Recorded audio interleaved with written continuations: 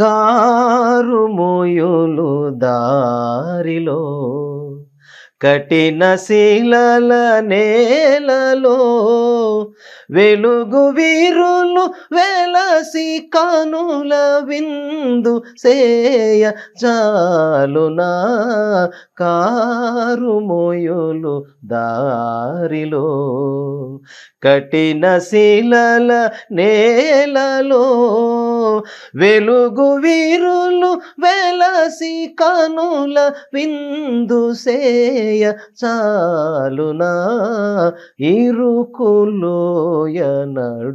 రక్షకుడైన క్రీస్తు పరిశుద్ధ నామములో అందరికీ శుభాభివందనాలు తెలియజేసుకుంటున్నాం. తిరిగి యాత్రికుడు కార్యక్రమానికి స్వాగతం పలుకుతున్నాం. ప్రార్థన చేసుకుని యాత్రికుడు కార్యక్రమాన్ని ప్రారంభించుకుందాం. పరలోకమందున్న మా తండ్రి, పరిశుద్ధుడైన మా దేవ, మీ ఘనమైన నామానికి వేలాదిగా స్తుతులు స్తోత్రాలు చెల్లిస్తున్నాం. దేవ, గడిచిన కాలమంతా మీ బలమైన బాహుల చాటున మమ్మల్ని సురక్షితంగా కాచి సంరక్షిస్తూ వస్తున్నారు. మీకే ధన్యవాదాలు తెలియజేసుకుంటున్నాం.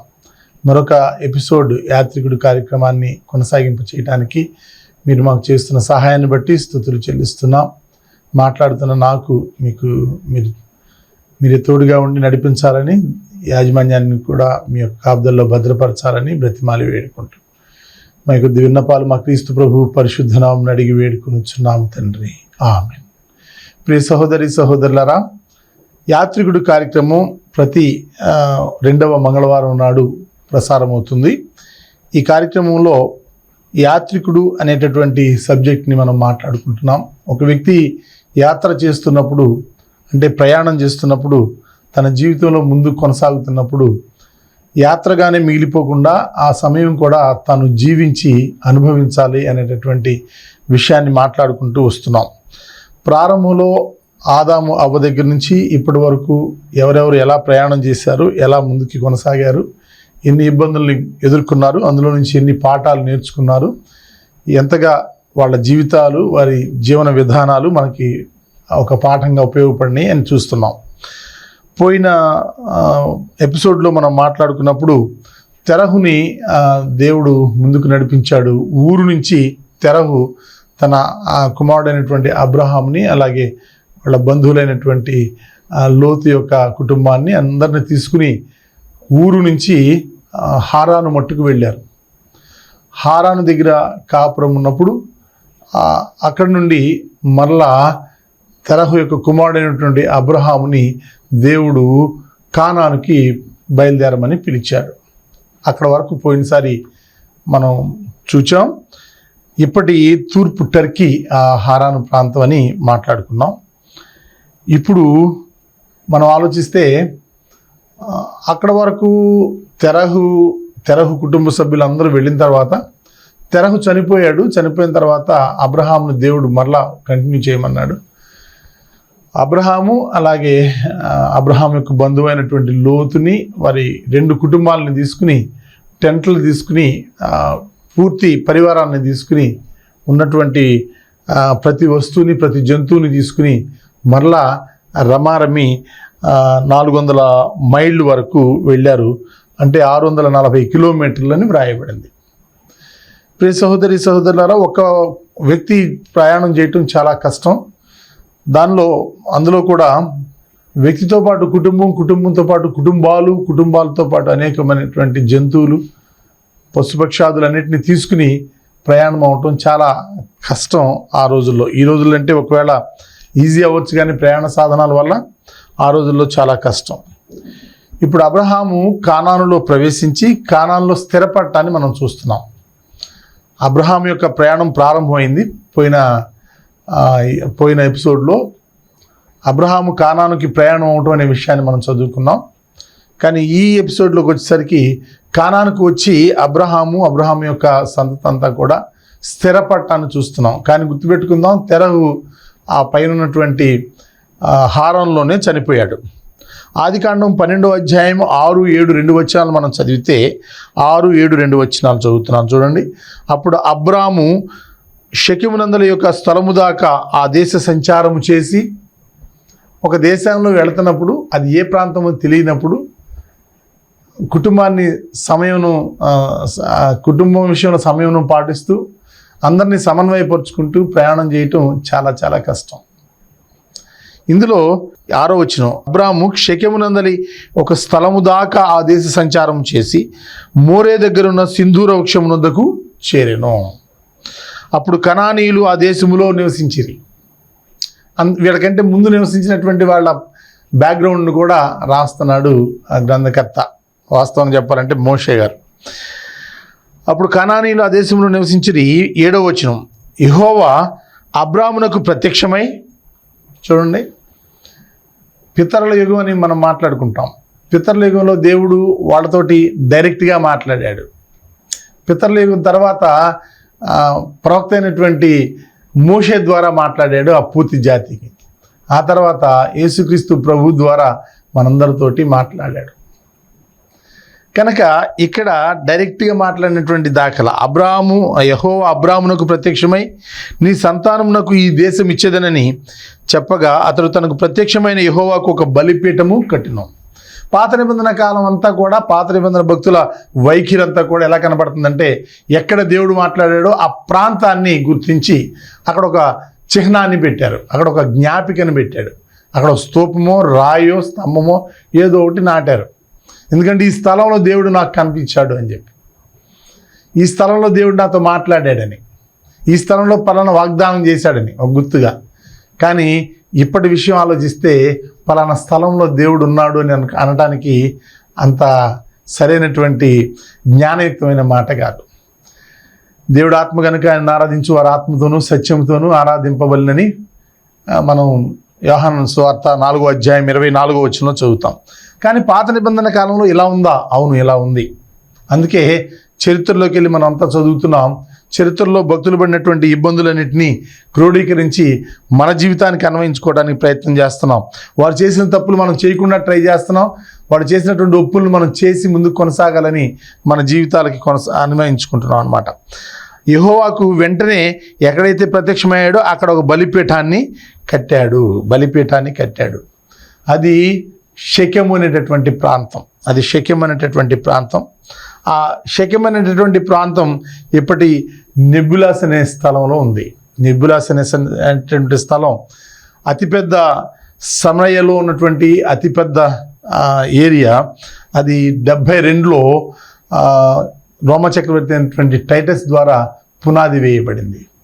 చారిత్రక విషయాలను కూడా 2-3 జోడించడం ముఖ్యమైనటువంటి ఉద్దేశం ఏంటంటే, ఇది పుక్కిట పురాణం కాదు. మిగిలినటువంటి భారతీయ గ్రంథాలలాగా ఇది పుక్కిట పురాణం కాదు. దీనికి సంబంధించినటువంటి చరిత్ర, దీనికి సంబంధించినటువంటి గుర్తులు, చిహ్నాలు, జ్ఞాపకాలు ఇవన్నీ చారిత్రాత్మకమైనటువంటి ఆధారాలతో కూడినటువంటి బైబిల్ గ్రంథం అని నిరూపించడానికి. సరే, ఇందులో మనం ముందుకు కొనసాగితే అది ఒకప్పుడు టైటస్ అనేటటువంటి రోమ చక్రవర్తి ద్వారా 72వ సంవత్సరంలో పునాది వేయబడినటువంటి ఒక పెద్ద ఏరియా. అది నెబులస్ అనేది, అది సమరయ పట్టణంలో ఉందన్నమాట, సమరయ ఏరియాలో ఉంది. ఆ తర్వాత షెకెమ్ అనే దానికి ఒక ప్రాముఖ్యత, మతపరమైనటువంటి ప్రాముఖ్యత ఎప్పటికీ ఉంది. అది మతపరమైనటువంటి కేంద్రం అన్నమాట. యూదుల మతపరమైనటువంటి కేంద్రం షెకెమ్ అనేది. అబ్రహాము ఒక మాట చెప్పాలంటే, అబ్రహాం కాకుండా అబ్రామ్ అన్న పేరున్నప్పుడే ఆయన ఒక స్థలాన్ని ఎంపిక చేసుకుని దానిలో ఒక కట్టడాన్ని కట్టాడు. అదే కదా ఇప్పుడు మనం చదువుతున్నాం, ఒక బలిపీఠాన్ని కట్టాడు. షెకెము యొక్క బ్రీఫ్ వివరణ నేను మీకు ఇస్తున్నాను అన్నమాట.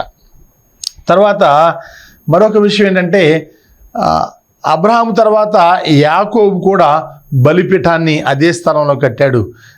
ఇందాక అబ్రహాము గురించి మనం మాట్లాడినప్పుడు ఆదికాండం 12వ అధ్యాయంలో మాట్లాడాం. కానీ ఇప్పుడు ఆదికాండం 35వ అధ్యాయంలో 1 నుండి 7 వచనాలు చదివితే యాకోబు కూడా అక్కడ బలిపీఠాన్ని కట్టాడు. నేను చదువుతాను చూడండి. ఆదికాండం 35వ అధ్యాయం 1 నుంచి 7 వచనాలను చదువుతున్నా. దేవుడు యాకోబుతో, నీవు లేచి బేతేలునకు వెళ్ళి అక్కడ నివసించి నీ సహోదరుడైన ఏశావు ఎదుట నుండి నీవు పారిపోయినప్పుడు నీకు కనబడిన దేవునికి అక్కడ బలిపీఠము కట్టుమని చెప్పగా. దేవుడు ఇలా ఒక్కొక్కరితోటి ప్రత్యక్షంగా మాట్లాడుతున్నారు. ఇందాక అబ్రాహాం తోటి మాట్లాడాడు, ఇప్పుడేమో యాకోబు తోటి మాట్లాడాడు. యాకోబు ఏం చేశాడంటే 2-3 వచనాలు 35వ అధ్యాయంలో ఆదికాండం, యాకోబు తన ఇంటి వారితోనూ తన యొద్దనున్న వారి అందరితోనూ మీ యొద్దనున్న అన్య దేవతలను పారవేసి మిమ్ముని మీరు శుభ్రపరచుకొని మీ వస్త్రములు మార్చుకొనుడి, మనము లేచి బేతేలునకు వెడుదము. నా శ్రమ దినమున నాకు ఉత్తరం ఇచ్చి నేను వెళ్ళిన మార్గమును నాకు తోడయుండిన దేవునికి బలిపీఠమును అక్కడ కట్టెదనని చెప్పాను. వారు తమ యొద్దనున్న అన్య దేవతలన్నింటినీ తమ చెవులనున్న పోగులను యాకోబునకు అప్పగింపగా యాకోబు షెకెము దగ్గరనున్న మస్తకి వృక్షము క్రింద వాటిని దాచిపెట్టెను. మరలా షెకెము వచ్చింది. అంటే షెకెంకి యూదుల మతపరమైనటువంటి ఎంత ప్రాముఖ్యత ఇవ్వబడిందో నేను ఒకసారి జ్ఞాపకం చేస్తున్నా. 5వ వచనం, వారు ప్రయాణమైపోయినప్పుడు దేవుని భయము వారి చుట్టూనున్న పట్టణముల మీద ఉండెను గనుక వారు యాకోబు కుమారులను తరమలేదు. యాకోబును అతనితో ఉన్న జనులందరూ కానానులో లూజుకును అనగా బేతేలునకును వచ్చిరి. అతడు తన సహోదరుని ఎదుట నుండి పారిపోయినప్పుడు దేవుడు అక్కడ అతనికి ప్రత్యక్షమాయను గనుక అక్కడ బలిపీఠమును కట్టి ఆ చోటికి ఎల్ బేతేల్ అని పేరు పెట్టెను. అంటే షెకెము ప్రాంతమే అది. మరలా షెకెము ప్రాంతంలోనే యాకోబు కూడా బలిపీఠాన్ని కట్టి దేవునికి ఒక జ్ఞాపకంగా ఉంచాడనమాట. ఆ తర్వాత చరిత్రలోకి వెళితే ఐగుప్తు నుంచి చెర నుంచి వెనక్కి వచ్చినటువంటి ఇశ్రాయేలు జనాంగంతో ఎవరి నాయకత్వంలో వచ్చారంటే యెహోషువ గారి నాయకత్వంలో వచ్చిన తర్వాత యెహోషువ కూడా వారందరినీ కూడా సమావేశపరిచి యెహోషువ పుస్తకంలో 24వ అధ్యాయంలో మొదటి వచనంలో ఆ సందర్భం మనకు కనపడద్ది. 24వ అధ్యాయం మొదటి వచనం ఏమన్నాడు చూడండి. యెహోషువ ఇశ్రాయేలు గోత్రంలో వారినందరినీ షెకెములో పోగు చేసి వారి పెద్దలను వారి ప్రధానులను వారి న్యాయాధిపతులను వారి నాయకులను పిలువనంపగా వారు వచ్చి దేవుని సన్నిధిని నిలిచిరి. దానికి కూడా కేంద్ర బిందువు షెకెమే అయింది. కనుక షెకెముకి సరైనటువంటి ప్రాధాన్యత పాత నిబంధన కాలంలో ఉంది అనేది మనం ఒకసారి జ్ఞాపకం చేసుకుంటున్నాం. ఆ తర్వాత ఈ యెహోషువ గ్రంథంలో 24వ అధ్యాయంలో 25 నుంచి 27 వచనాలు, అట్లు యెహోషువ ఆ దినమున ప్రజలతో నిబంధన చేసి వారికి షెకెములో కట్టడను విధిని నియమించి దేవుని ధర్మశాస్త్ర గ్రంథంలో ఆ వాక్యములను వ్రాయించి పెద్ద రాతిని తెప్పించి యెహోవా పరిశుద్ధ స్థలములో నున్న సింధూర వృక్షము కింద దాన్ని నిలవబెట్టి ఇలా చెప్పాడు. జనులందరితో ఇట్లా నేను ఆలోచించుడి, యెహోవా మనతో చెప్పిన మాటలన్నీ ఈ రాతికి వినబడిన గనుక అది మన మీద సాక్షిగా ఉండును. మీరు మీ దేవుని విసర్జించిన ఎడల అది మీ మీద సాక్షిగా ఉండను. విచిత్రంగా అనిపిస్తుంది కదా. షెకెములో ఇలాంటి చాలా గొప్ప గొప్ప పనులన్నీ జరిగినాయి. యెహోషువ ఏం చేశాడంటే ఆ పెద్దలందరినీ పిలిపించాడు, నాయకులందరినీ పిలిపించాడు, నిలబడ్డాడు, ఒక నిబంధన చేశాడు. ఆ నిబంధనకి గుర్తుగా రాయిని నిలబెట్టాడు. ఏమన్నాడంటే రాయి మన మీద సాక్ష్యంగా వస్తుంది. ఏది అసాధ్యమో దాన్ని సాధ్యం చేయగలిగినటువంటి దేవుడు యెహోవా దేవుడు. యెహోషువ ద్వారా పలికినటువంటి మాట ఏంటంటే కొంచెం మనకి ఆశ్చర్యం కలగవచ్చు. రాయి ఎలా సాక్ష్యం చెప్పుద్ది అని. ఎందుకంటే రాయి అంటే ఉలుకు పలుకు లేనటువంటి రాయి అంటారు కదా. అట్లాగే మాట్లాడినటువంటి నిర్జీవమైనటువంటి ఒక రాయి అది. కానీ ఎలా సాక్ష్యం పలుకుద్ది అనేది అది దేవునికి వాళ్ళకే తెలియాలి. మీరు నేను కూడా ఆలోచించాలి. అసాధ్యమైనది దేవుని విషయంలో సాధ్యపడుతుందేమో. తర్వాత ఇంకా ముందుకు వెళితే షెకెముకు సంబంధించినటువంటి ఇంకొక 2-3 విషయాలను మీ ముందు ఉంచుతాను నేను. అదేంటంటే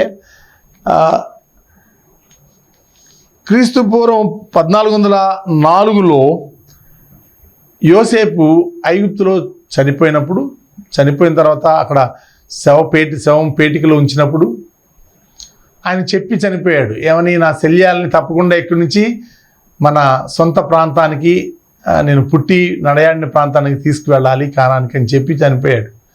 ఆ శవపేటికని అక్కడ పూడ్చిపెట్టకుండానే వెంట తీసుకుని ఇశ్రాయేలు జనాంగం ప్రయాణంలో తీసుకొచ్చినప్పుడు ఆ మిగిలినటువంటి శల్యములు అంటే ఆ ఎముకల గూడుని తీసుకెళ్ళి ఈ షెకెము దగ్గరే పెట్టారు. 24వ అధ్యాయంలోనే ఎక్కడ యెహోషువ గ్రంథం 24వ అధ్యాయంలో ఇప్పుడు మనం చదివినటువంటి భాగం కింద 32వ వచనాన్ని నేను చదువుతున్నా. ఇశ్రాయేలు ఐగుప్తులో నుండి తెచ్చిన యోసేపు ఎముకలను షెకెములో అనగా యాకోబు 100 వరహాలకు షెకెము తండ్రి అయిన హామోరు కుమారుల యొద్ద కొనిన చేని భాగములో వారు పాతిపెట్టిరి. అవి యోసేపు పుత్రులకు ఒక స్వాస్థ్యముగా ఉండెను. ప్రియ సహోదరి సహోదరులారా, యోసేపు చనిపోయే ముందు చెప్పినటువంటి మాటని తూచా తప్పకుండా పాటించారు. తీసుకొచ్చి మరలా షెకెములో డబ్బులు ఇచ్చి కొన్నటువంటి స్థలంలో ఆయన యొక్క శల్యాలని పెట్టారు. కాబట్టి మనం కొంచెం నెమ్మదిగా ఆలోచిస్తే షెకెముకి పాత నిబంధన కాలంలో ఉన్నటువంటి ప్రజలకి, ముఖ్యంగా యోధా ప్రజలకి ఎంతో అనుబంధం ఉంది, ఎంతో మతపరమైనటువంటి ప్రాధాన్యం ఉంది అని చెప్పుకోవాలి. ఆ తర్వాత ఆదికాండం 37వ అధ్యాయం 12వ వచనంలో కూడా ఒక మాట చదువుతాను నేను. ఆదికాండం 37వ అధ్యాయం 12వ వచనం. ఈ 37వ అధ్యాయం 12వ వచనంలో యోసేపు గురించి వ్రాయబడింది. చూడండి, అతని సహోదరులు షెకెములో తమ తండ్రి మందను మేపుటకు వెళ్ళిరి. అప్పుడు ఇశ్రాయేలు యోసేపును చూచి, నీ సహోదరులు షెకెములో మంద మేపుచున్నారు, నిన్ను వారి యొద్దకు పంపేదను రమ్మన్నప్పుడు అతడు మంచిదని అతనితో చెప్పాను. అంటే యవనస్తుడిగా ఉన్నప్పుడు అదే షెకెములో వాళ్ళ అన్నయ్య వాళ్ళు మందను మేపుతుంటే చూచి కబురు తీసుకురావడానికి వెళ్ళాడు తండ్రి మాటను బట్టి. మరలా ఐగుప్తు వెళ్ళి అక్కడ ప్రధానిగా మారిపోయి ఈ ఇశ్రాయేలు జనాంగంలో ఉన్నటువంటి 12 గోత్రాల వారికి ఆశ్రయం ఇచ్చిన తర్వాత మరలా అక్కడి నుంచి వెనక్కి వచ్చేసిన తర్వాత ఈయన యొక్క గొప్ప కార్యం తెలియనటువంటి వేరే రాజులు వచ్చి వీళ్ళని బానిసలుగా చేసుకున్న తర్వాత వీళ్ళని వెనక్కి తీసుకొచ్చేసిన తర్వాత మరలా ఆయన యొక్క శల్యాలని అదే స్థలంలో పాతి పెట్టారు. ఆయన యొక్క బంధువులందరూ, జనాంగం అంతా కూడా. షెకెముకి ఇంత ప్రాధాన్యత ఉందా? అవును, ఇంత ప్రాధాన్యత ఉంది. ఈ ప్రాంతంలో నడయాడినటువంటి భక్తుల యొక్క ప్రాధాన్యత కూడా ఉంది. వాళ్ళ జీవిత విధానం, వాళ్ళ యొక్క జీవన శైలి యొక్క ప్రాముఖ్యత కూడా ఉంది. ఇప్పుడు 12వ అధ్యాయంలో, ఆదికాండం 12వ అధ్యాయంలో 8-9 వచనాలు నేను చదువుతున్నాను. ఒకసారి మనసు పెట్టండి. ఆదికాండం 12వ అధ్యాయం 8-9 వచనాలు. ఈ 8-9 వచనాల్లో ఇంకొక భాగం ప్రారంభమైంది. అక్కడ నుండి అతడు బయలుదేరి, అబ్రాము అక్కడ నుండి అతడు బయలుదేరి, అంటే షెకెం నుంచి సెకండ్ కదలిక కనబడుతుంది ఇక్కడ. రెండవసారి ఆయన కదులుతున్నాడు. అక్కడ నుండి అతడు బయలుదేరి బేతేలునకు తూర్పునున్న కొండకు చేరి, పడమటనున్న బేతేలునకును తూర్పునున్న హాయికిని మధ్యను గుడారం వేసి అక్కడ యెహోవా బలిపీఠమును కట్టి యెహోవా నామమున ప్రార్థన చేసిన. కొన్నాళ్ళు ఆ షెకెములో ఉన్నాడు. అక్కడి నుంచి మరలా ఆయన గుడారాన్ని తీసివేసి అతని ప్రజలందరినీ, పశుపక్షాదులను తీసుకుని ఎక్కడికి వెళ్ళాడంటే అతడు బయలుదేరి బేతేలునకు తూర్పునున్న కొండకు చేరి, కొండ ప్రాంతానికి వెళ్ళాడు. ఇప్పుడు ఇంతకుముందు మైదానంలో ఉన్నాడేమో, ఇప్పుడు కొండ ప్రాంతానికి వెళ్ళి పడమటనున్న బేతేలుకును తూర్పునున్న హాయికిని మధ్యను గుడారం వేసి అక్కడ యెహోవాకు బలిపీఠం కట్టాడు. ప్రియ సహోదరి సహోదరులారా, గమనించండి, దేవుడు మాట్లాడినప్పుడు ఆ స్థలాన్ని గుర్తించడానికి ఒక స్తంభం పాతటం, గుర్తు చేసుకోవడం, బలిపీఠంగా పరిగణించడం మాత్రమే కాకుండా ఇంకొకటి చేశారు. ఎక్కడికైనా కొత్త ప్రాంతంకి వెళ్తే ప్రారంభంలో దిగిన వెంటనే, ఆ ప్రాంతంలో ఆగిన వెంటనే దేవునికి బలిపీఠాన్ని కట్టారు. అది మనకి కొంచెం ఆలోచించాల్సినటువంటి విషయం. అంటే దేవుడిని ముందు పెట్టారు. ఒకవేళ భయం వేసి ఉంటుందేమో, దేవుడు మాతో ఉంటే భయం లేదనుకుంటారేమో. మీరు హైవేలో చూడండి, చాలా చోట్ల నడి రోడ్లో ఉంటాయి దేవాలయాలు, హైందవ దేవాలయాలు. ఆ దేవాలయాన్ని మాత్రం టచ్ చేయకుండా ఆ పక్క నుంచి ఈ పక్క నుంచి రోడ్డు వేస్తారు. కారణం ఏంటంటే పాతకాలంలో, పురాతన కాలంలో ప్రజలు కాలినడకను వెళ్తున్నప్పుడు వాళ్ళకి భయం వేస్తే అక్కడ ఒక దేవాలయాన్ని పెట్టారు. అక్కడ ఒక దేవుడు మాకు తోడుగా ఉన్నాడు అనుకుని ఆ ఏర్పాటు చేసినటువంటి చిన్న గుడే ఇప్పుడు పెద్ద గుళ్ళుగా మారిపోయినాయి. అంటే మానవుని యొక్క భయం వెంటాడుతున్నప్పుడు దేవుడి ఆధారం అనేటటువంటి విషయం. ఏ స్థితిలోనైనా భయపడుతున్నప్పుడు దేవుని దగ్గరికి తప్ప పక్కన వారి దగ్గరికి వెళ్తే, మరలా మనుషుల్ని ఆశ్రయిస్తే అతనికి ఆ భయం పోదు. కనుక ఈయన రెండోసారి కదిలినప్పుడు తూర్పునున్నటువంటి బేతేలుకి పడమనున్నటువంటి హాయికి మధ్యలో, అంటే 8వ వచనం చదువుతున్నా, అక్కడ నుండి అతడు బయలుదేరి బేతేలునకు తూర్పునున్న కొండకు చేరి పడమటనున్న బేతేలుకును తూర్పునున్న హాయికును, ఇంతకుముందు ఆపోజిట్ చెప్పినట్టున్నా క్షమించాలి. అయితే పడమటనున్నటువంటి బేతేలుకును తూర్పున్న హాయికును మధ్యను గుడారం వేసి అక్కడ యెహోవాకు బలిపీఠము కట్టి యెహోవా నామమున ప్రార్థన చేసెను. అబ్రాము ఇంకా ప్రయాణము చేయుచు దక్షిణ దిక్కుకు వెళ్ళెను. సంచార జీవన్ చెప్తాం కదా, అబ్రాముకి ఒక టైటిల్. అవును, ఆయన ప్రయాణం చేస్తానే ఉన్నాడు.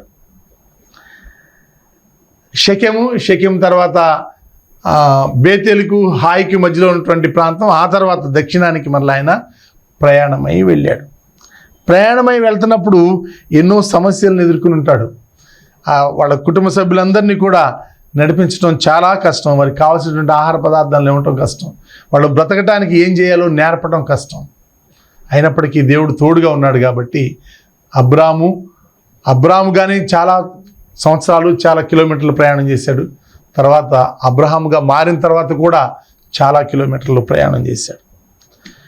ఇప్పుడు ఆదికాండం 12వ అధ్యాయంలో 10 నుంచి 20 వచనాలు మనం చదవబోతున్నాం. 10 నుంచి 20 వచనాలు. అప్పుడు ఆ దేశంలో కరువు వచ్చెను. ఆ దేశంలో కరువు భారముగా ఉన్నందున అబ్రాము ఐగుప్తు దేశంలో నివసించుటకు అక్కడికి వెళ్ళెను. ఇశ్రాయేలీ జనాంగం అందరూ కూడా ఐగుప్తు దేశానికి కరువు వచ్చినప్పుడు వెళ్ళటం మాత్రమే కాకుండా, అంతకంటే ముందే అబ్రాము కూడా ఐగుప్తు దేశానికి వెళ్ళాడు. ఎందుకంటే ఇక్కడ కరువు వచ్చింది కాబట్టి భార్య అయిన సారాయితో, ఇదిగో నీవు చక్కని దానివి, ఈ అకౌంట్ అంతా మనకు తెలుసు. లోపలికి వెళ్ళినప్పుడు నువ్వు చాలా అందంగా ఉంటావు కాబట్టి నిన్ను బట్టి నన్ను ఎవరైనా చంపేస్తారేమో, దయచేసి నాకు సోదరు అని చెప్పు అని చెప్పి అబీమెలెకు ఎదుట మాట్లాడిచ్చాడు. ఆ తర్వాత దేవుడు అబీమెలెకుని ఈ ఆడబిడ్డను బట్టి శపించాడు. ఆ తర్వాత అబీమెలెకే మరలా తేరుకుని, ఎందుకింత మహాపాతకం చేసావు, నువ్వు నీ సహోదరిని చెప్పావు కదా అని చెప్తే, నన్ను ఒకవేళ మీరు చంపేస్తారేమో అలా చెప్పానయ్యా అంటాడు. అంటే ఆడబిడ్డలను తీసుకుని సతీ సమేతంగా అంటారు కదా, కుటుంబం అంతా తీసుకుని వెళ్ళేటప్పుడు తెలియనటువంటి ప్రాంతంలో, తెలియనటువంటి మనుషుల మధ్యలో ఆడబిడ్డని కాచుకోవటం కూడా చాలా కష్టం అండి. ఆనాడు కాదు, ఈనాడు కూడా కష్టమే. ఏదో కొంచెం లోకం మారింది, విలువలు మారినాయి, లేకపోతే సభ్యత మారింది, సంస్కారం మారింది అని అనుకుంటున్నాం. కానీ ఆనాడు ఈనాడు ఈ విషయంలో మాత్రం ఒకటే. ఆడబిడ్డలను వెంట తీసుకుని వెళ్ళేటప్పుడు ఈ ప్రమాదం ఉంది, ఈ భయం ఉంది. చాలా జాగ్రత్తగా ఉండాలి. దేవుడు మీకు నాకు తోడుగా ఉంటే తప్ప ఎవరు కూడా ఇలాంటి విషయాల్ని డీల్ చేయటం చాలా కష్టం అన్నమాట. 13వ అధ్యాయంలోకి వచ్చినప్పుడు ఆయన 13వ అధ్యాయం ప్రారంభంలో ఇలా వ్రాయబడింది చూడండి. అంటే ప్రారంభం కంటే కూడా 14 నుంచి 17 వచనాలు మనం ఈరోజు చదవాలి.